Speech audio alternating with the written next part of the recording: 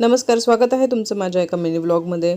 माझा मुलगा इथे डाळिंबाचे दाणे काढत बसलेला आहे। रात्रीच्या स्वयंपाकाची तयारी सुरू आहे। मी बनवलेले आहे ओट्स, कारण की जास्त कोणाला भूक नव्हती।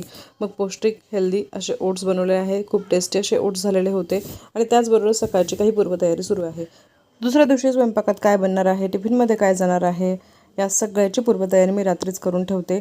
हे असं नियोजनबद्ध थोडंफार आपण अर्धा तास जर रात्री दिला किंवा 1 तास जरी रात्री दिला तरी सकाळ आपली बरीचशी पीसफुल राहते।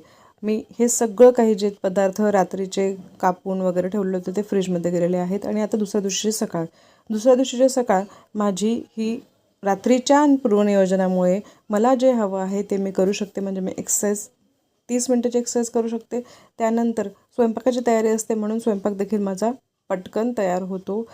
कणिक मळते आहे 2 चमचे दही घालून, ते मी मोठ्या व्हिडिओमध्ये शेअर केलेलं आहे।